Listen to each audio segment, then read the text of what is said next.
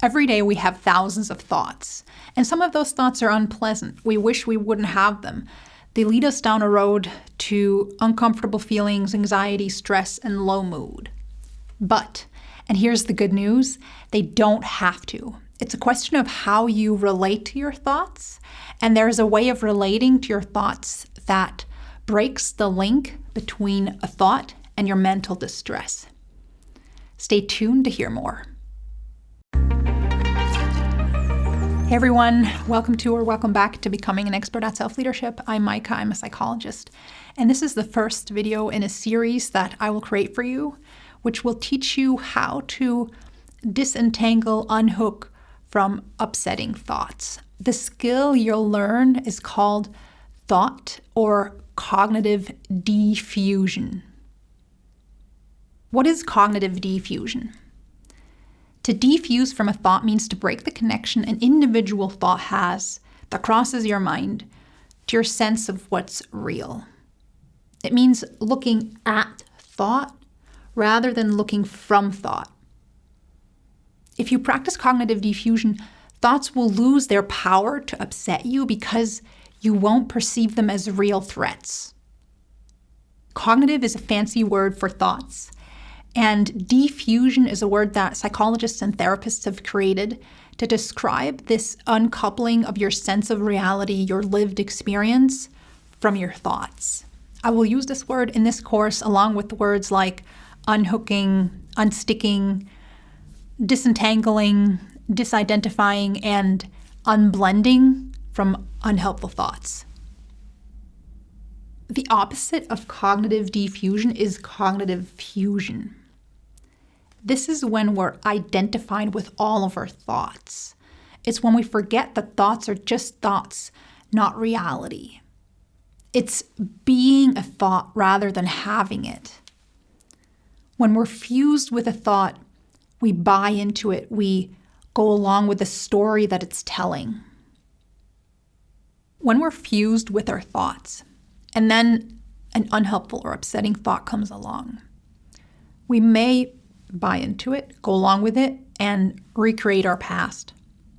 We may also recognize it as unhelpful or be upset by it, and then try to get rid of it by fighting it, by struggling against it, by trying to disprove it or push it out.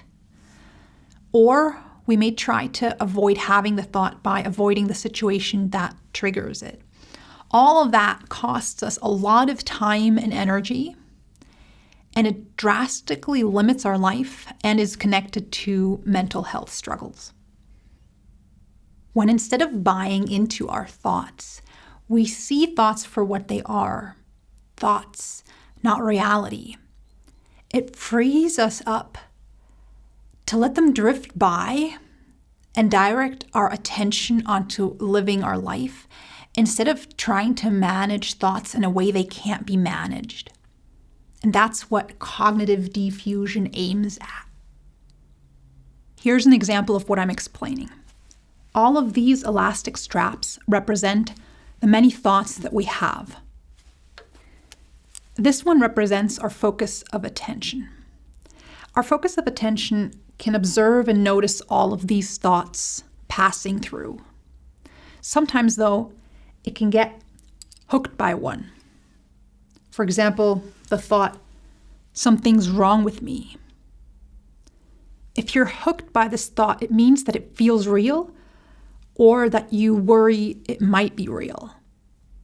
And what typically happens whenever we get hooked by an upsetting thought is that we either go along with it, we buy into it, we don't even notice that we're having it, we just accept it as reality and allow it to dominate us, and we go along with the story it's telling.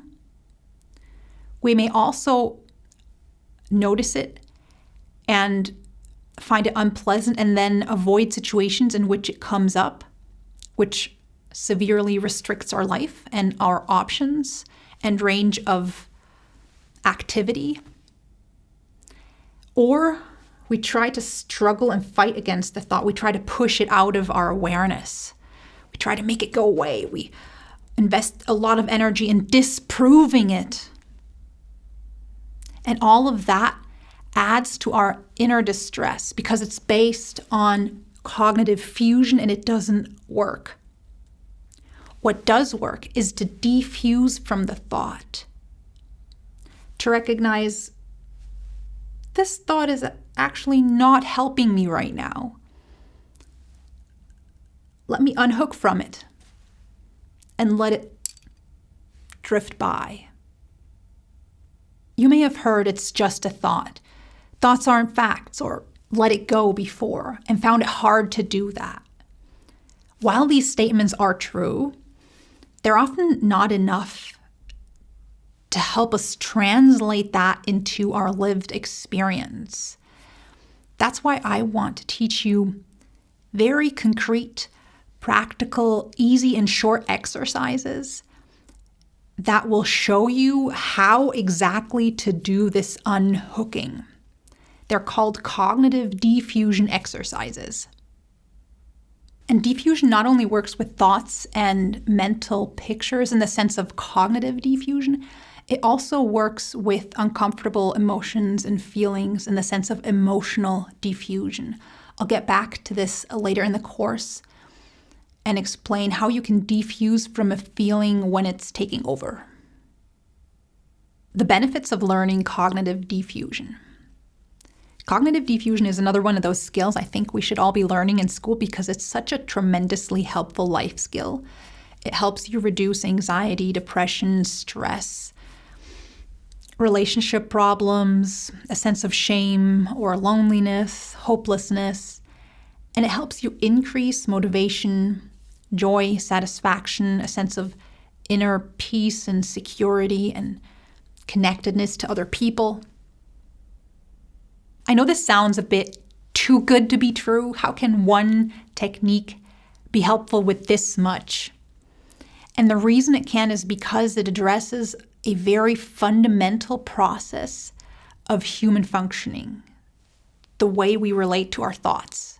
And that includes all kinds of specific thoughts. It includes thoughts about being unworthy, unlovable, and defective. It includes thoughts and worries about terrible things happening. It includes negatively distorted thoughts about what the world and the people in it are like. So whatever category of unhelpful, upsetting, intrusive thoughts you're dealing with, if you learn to apply cognitive defusion, it'll improve the way you feel and function in that area.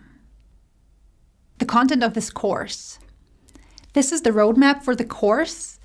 In today's first video, I discussed what cognitive defusion is and why it matters. And these are the topics for the upcoming videos. I'll discuss types of upsetting thoughts. I think in this video, you'll discover that you're not alone, even with some of the weirdest, most upsetting and darkest thoughts that you may be having. How to know that you're hooked by an upsetting thoughts, fused with it, entangled with it. How and why we get hooked.